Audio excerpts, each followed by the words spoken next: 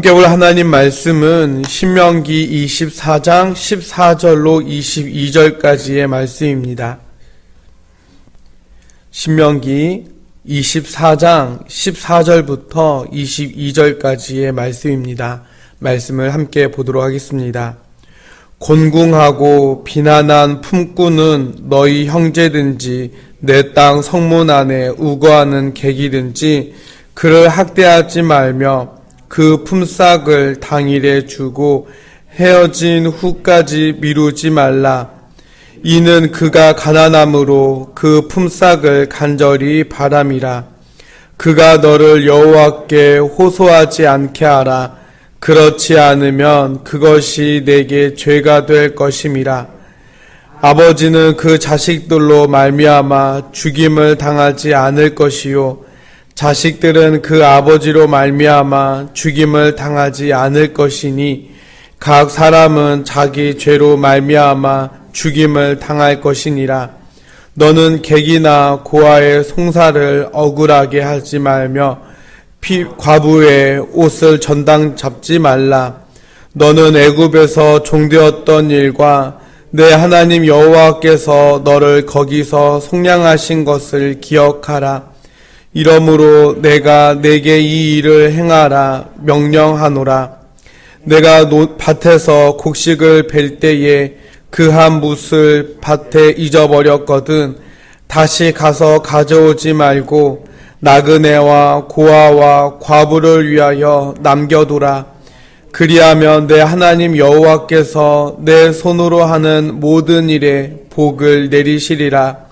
내가 내 감람나무를 떤 후에 그 가지를 다시 살피지 말고 그 남은 것은 객과 고아와 과부를 위하여 남겨두며 내가 내 포도원에 포도를 딴 후에 그 남은 것을 다시 따지 말고 객과 고아와 과부를 위하여 남겨두라.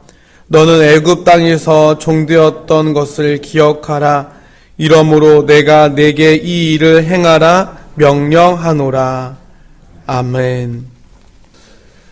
유전무죄, 무전유죄라는 말은 참 유명한 말입니다. 돈이 있으면 무죄로 풀려나기도 하지만 돈이 없을 경우 유죄로 처벌받는다라는 말로 1988년 탈주범 지강헌이 외쳤던 말로 유명해진 말입니다. 그런데 실제로 한 조사에 의하면 우리나라 국민의 80%가량이 이 말에 동의한다라고 합니다. 여러분은 어떻게 생각하십니까? 뉴스들을 보면 정말 그런 것 같습니다. 재벌들과 그의 자녀들은 훨씬 더 큰 죄를 지어도 곧잘 빠져나오는 경우가 많지만 돈이 없는 가난한 사람들의 경우 같은 죄를 지어도 훨씬 무거운 형을 살고 나오는 경우들을 어렵지 않게 보게 되기 때문입니다.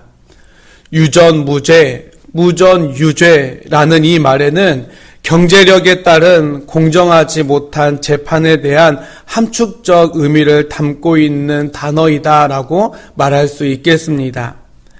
그러나 예나 지금이나 인간이 공동체 생활하는 곳에서는 불평등한 재판과 경제적 불평등은 늘 존재해 왔습니다. 구약 시대에도 마찬가지였습니다. 이러한 시대적 상황 속에서 하나님은 이스라엘 백성들에게 뭐라고 말씀하셨을까요? 하나님이 말씀하시는 공의는 도대체 어떤 것이었을까요? 하나님은 이스라엘 백성들이 공의를 실현하는 데 가장 중요한 것으로 공정한 재판을 말씀하고 있습니다.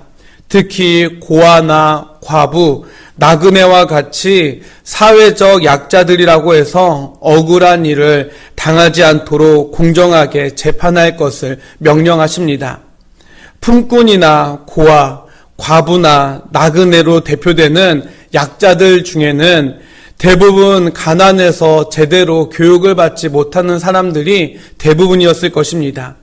그래서 법을 알지 못해서 억울한 일을 당하는 경우도 빈번했을 것입니다. 오늘 16절 말씀처럼 아버지나 또는 자식이 죄를 지어 대신 죄값을 치러야 한다라고 하는 요구에도 정말 그래야 하는 것으로 생각하고 자기에게 주어진 최소한의 권리조차 주장하지 못한 채 억울한 일을 당하는 일도 참으로 많이 겪어야만 했을 것입니다. 반면 재판을 주관하는 자들은 주로 기득권층으로 권력과 부를 소유한 자들에게 자칫 관대한 판결을 내리기가 훨씬 수월했을 것입니다. 하나님은 이러한 인간의 악한 죄성을 잘 알고 계시므로 그러한 일들이 이스라엘 가운데에 없어야 한다라고 강조하신 것입니다. 특히 이스라엘 백성은 애굽의 압제 아래 종살이했었던 민족입니다. 사회적 약자로서 억울한 일을 허다하게 겪어야만 했던 아픈 역사를 가지고 있었던 민족들이었습니다. 그렇게 하나님은 18절에서 이스라엘에게 사회적 약자로서 억울한 일을 많이 겪었던 너희들의 과거를 기억하라 라고 말씀하십니다. 힘들고 어려운 그런 억울한 일을 겪을 때에 하나님께서 그들을 해방시켜 주셨던 그 역사를 기억하라 라고 말씀하십니다. 더 나아가 하나님은 그래서 18절 이후에서 너희들이 그런 상황 속에서 하나님의 구원의 은혜를 입었으니 내가 이렇게 명령한다 라고 말씀하십니다. 다시 말해 아픈 역사 속에서 너희들 구원해 주셨던 하나님의 은혜를 기억하여서 너희들도 똑같이 억울한 일을 겪지 않도록 그렇게 하라라고 명령하신 것입니다.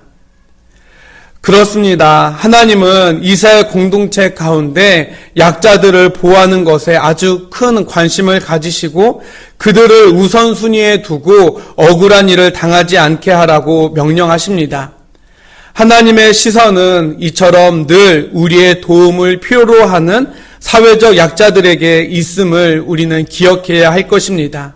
그리고 또한 혹 나는 이들에게 얼마나 많은 관심을 가지고 있었는지 또는 나도 모르게 혹 그들의 마음을 아프게 하진 않았는지 되돌아볼 수 있는 이 시간이 되어야만 하겠습니다. 경제적인 관점에서도 마찬가지입니다. 오늘날 경제력은 곧 힘을 뜻합니다. 많은 것을 가진 사람들에 대해서 우리는 함부로 대하지 못하지요.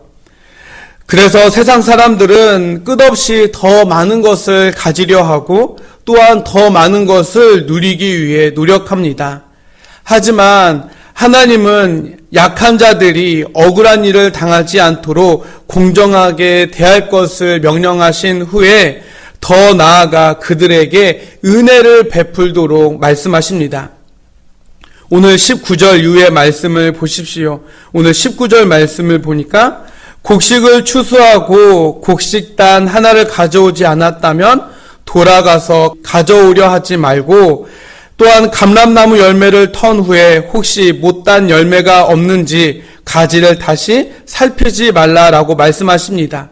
포도를 수확했는데 덜 익어서 따지 못한 포도가 있거든 그냥 내버려 두라고 말씀하십니다. 오늘날 우리들의 경제관념을 생각했을 때 너무나도 대조되는 말씀입니다. 왜 그렇게 하라고 말씀하십니까? 바로 나그네나 고아나 과부와 같은 사람들이 자연스럽게 그것을 먹을 수 있도록 그들의 몫으로 남겨두라라고 명령하신 겁니다. 그렇게 말씀하신 후에 또다시 이스라엘이 애굽의 종이었던 시절을 기억하라라고 하는 말씀과 이것이 하나님의 명령이라는 말씀을 반복해서 말씀해 주십니다. 하나님께서 은혜로 이스라엘에게 가나안 땅을 거저 주셨기에 이스라엘 백성들도 역시 가난한 자들에게 거저 주는 은혜를 베풀어야 한다라는 것입니다.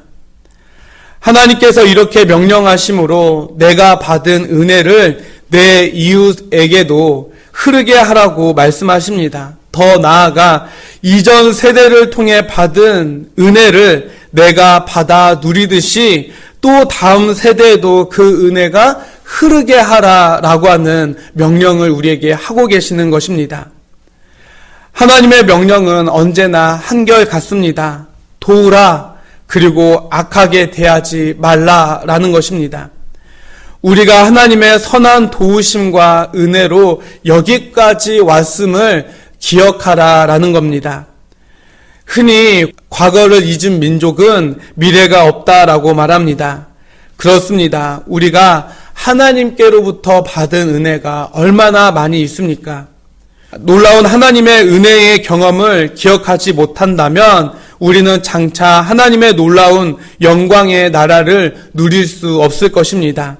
그러므로 내가 받은 은혜를 적극적으로 나누고 흐르게 하여서 하나님의 귀한 축복을 한없이 누리게 되는 저와 여러분이 될 수 있기를 주님의 이름으로 간절히 축원해 드립니다. 함께 기도드리겠습니다.